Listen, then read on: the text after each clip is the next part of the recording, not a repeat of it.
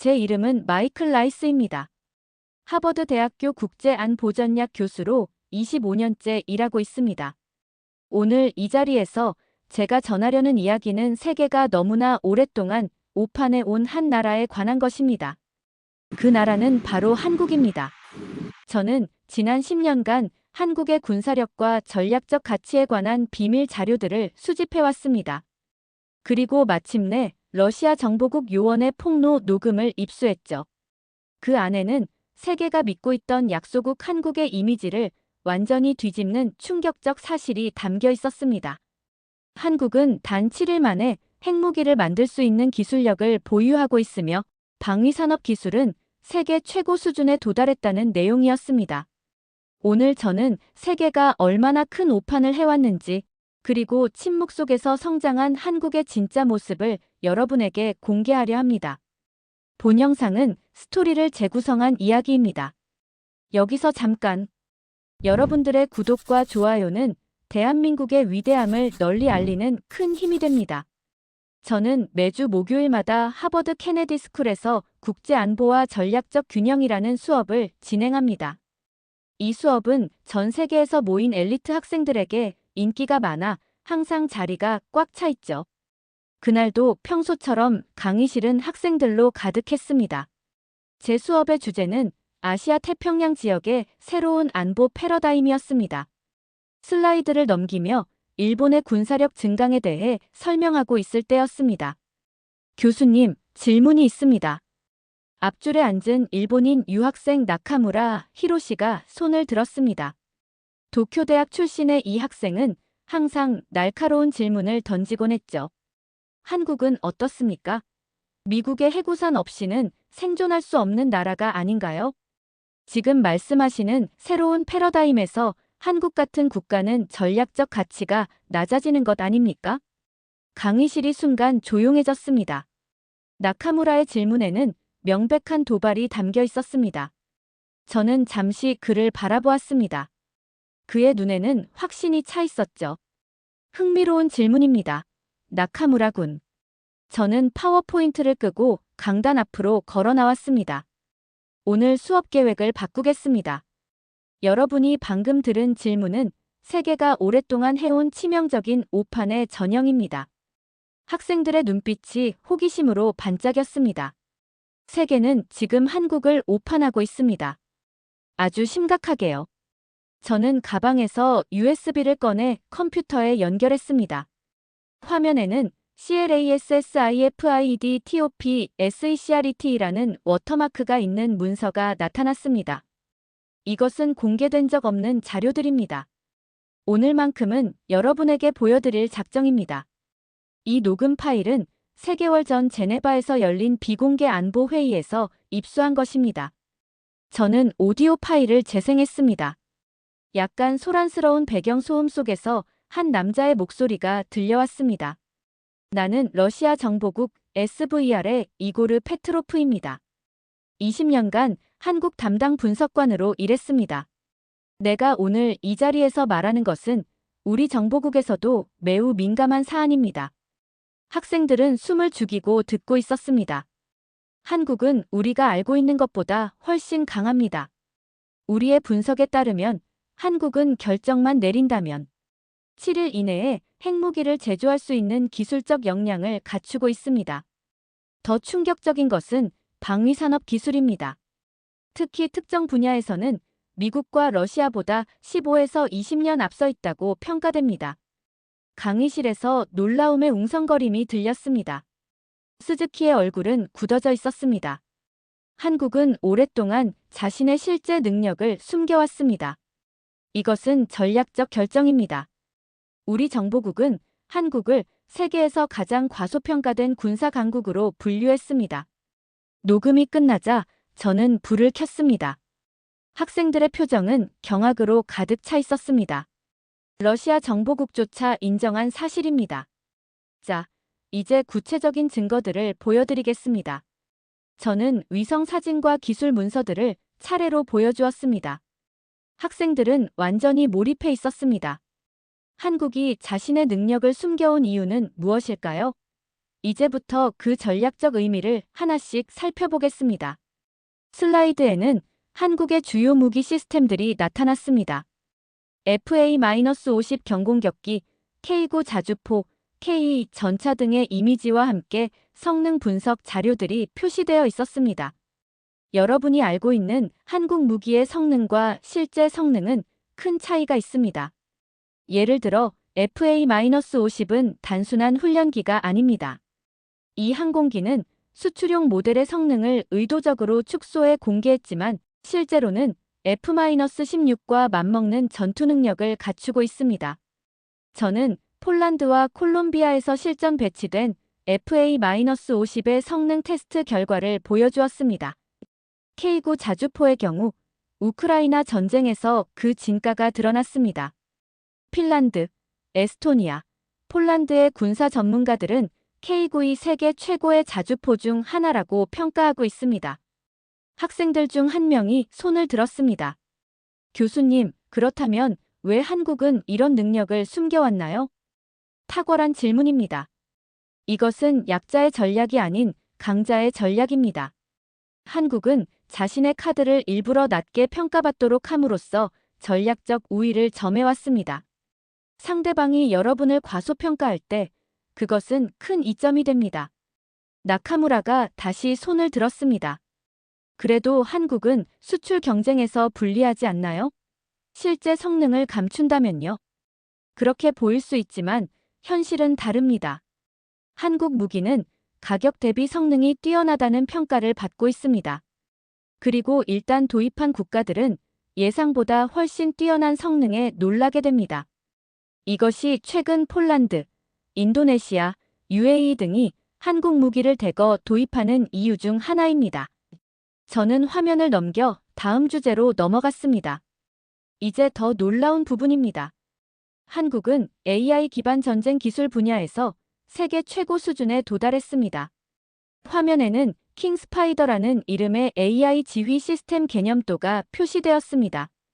이 시스템은 전장의 모든 데이터를 실시간으로 분석하고 최적의 전술 옵션을 제시합니다. 우크라이나 전쟁의 시뮬레이션 테스트에서 이 시스템은 NATO의 유사 시스템보다 35%더 효과적인 것으로 나타났습니다. 저는 다음 화면으로 넘어갔습니다. 수백 개의 소형 드론이 복잡한 패턴으로 움직이는 영상이 재생되었습니다. 한국의 자율벌대 드론 기술입니다. 각 드론은 개별 AI를 탑재하고 있으면서도 집단 지능을 형성합니다. 방어 수단이 거의 없습니다. 마지막으로 특수부대 훈련 영상을 보여주었습니다. 한국 특전사의 전투 시스템은 이미 AI 보조 장비를 실전 배치했습니다. 이 기술은 미군의 유사 프로젝트보다 약 5년 앞서 있습니다. 강의실은 다시 한번 놀라움에 휩싸였습니다. 왜 이런 사실이 널리 알려지지 않았을까요? 그 이유는 한국이 의도적으로 자신의 기술력을 과시하지 않는 전략을 채택했기 때문입니다. 한국은 조용히, 그러나 확실하게 미래 전쟁을 준비해왔습니다. 이제 가장 중요한 부분을 말씀드리겠습니다. 한국은 핵무기가 없음에도 핵 보유국을 억제할 수 있는 전략, 이른바 비핵 억제력을 구축했습니다. 화면에는 다양한 종류의 미사일 시스템이 표시되었습니다. 현무 미사일 시리즈, 잠수 한발사 탄도 미사일 SLBM, 극초 음속 미사일까지. 한국은 수백 기의 정밀 타격 무기를 보유하고 있습니다. 이들의 정확도는 3m 이내로 핵무기 없이도 상대국의 핵심 지휘부와 전략 시설을 무력화할 수 있습니다. 저는 시뮬레이션 영상을 재생했습니다. 가상의 적국을 상대로 한국의 미사일이 동시다발적으로 발사되어 핵심 시설을 정확히 타격하는 장면이었습니다. 이것이 바로 전략적 마비 작전입니다. 핵무기 없이도 핵을 가진 적국을 효과적으로 억제하는 개념이죠. 이 전략은 이스라엘의 삼손 옵션에서 영감을 받았지만 한국은 이를 한 단계 발전시켰습니다. 한 여학생이 손을 들었습니다. 그렇다면 북한의 핵 위협에 대해서도 한국은 이미 대응 방안을 갖추고 있다는 뜻인가요? 정확합니다. 한국의 미사일 방어 시스템과 현재 사격 능력을 종합적으로 고려하면 북한의 핵은 이미 상당 부분 무력화되어 있다고 볼 수 있습니다. 물론 이는 공개적으로 인정되지 않는 사실이지만요. 나카무라의 표정이 점점 심각해지는 것이 보였습니다. 한국의 진정한 힘은 군사장비만이 아닙니다. 그 사회 자체가 가진 이중성에 있습니다. 저는 폴란드 출신 기자 카타지나 노박의 인터뷰 영상을 재생했습니다. 저는 5년간 한국에 주재했습니다. 표면적으로 한국은 K-팝, 드라마, 첨단 기술의 나라처럼 보입니다. 하지만 그 아래에는 완전히 다른 세계가 있습니다. 영상은 계속되었습니다. 서울의 대학가 카페에 앉아있는 평범한 대학생들. 그들과 대화를 나눠보면 놀랍게도 많은 이들이 군사 전략, 무기 체계에 대해 깊은 지식을 갖고 있습니다. 한 대학생은 저에게 북한 미사일 발사 각도의 오차를 설명해 주더군요. 마치 일상적인 대화처럼요. 저는 영상을 잠시 멈추고 설명했습니다.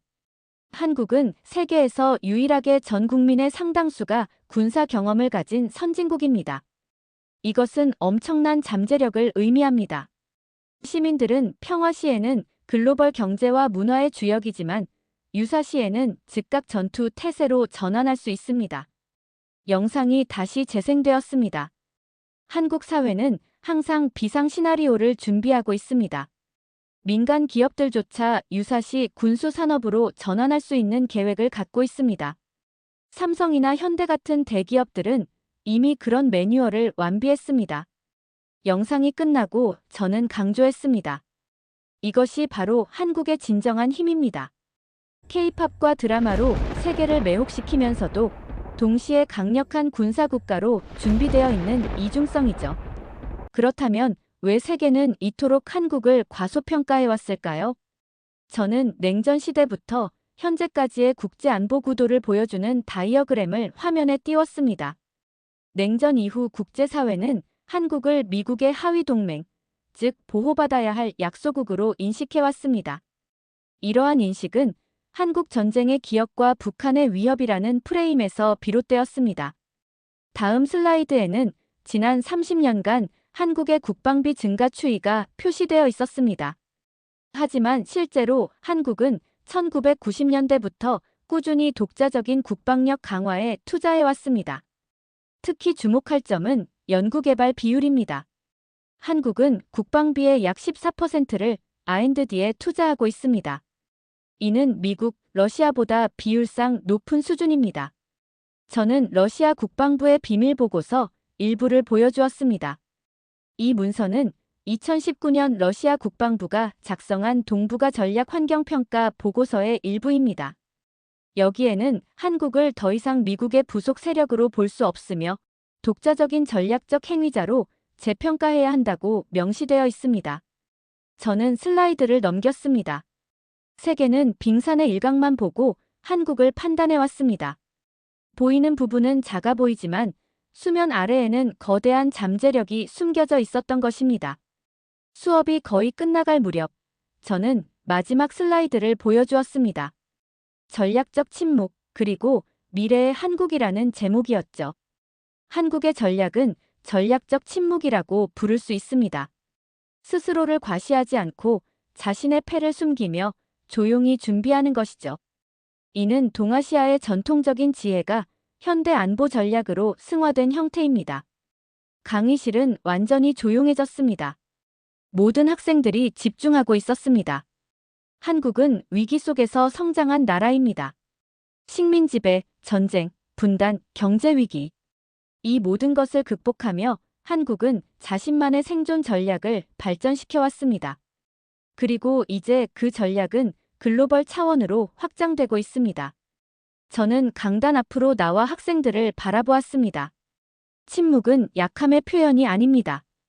오히려 그것은 가장 강한 힘의 표현일 수 있습니다.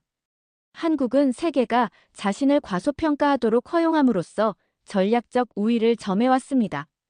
그리고 이제 그 결과가 서서히 드러나고 있는 것입니다.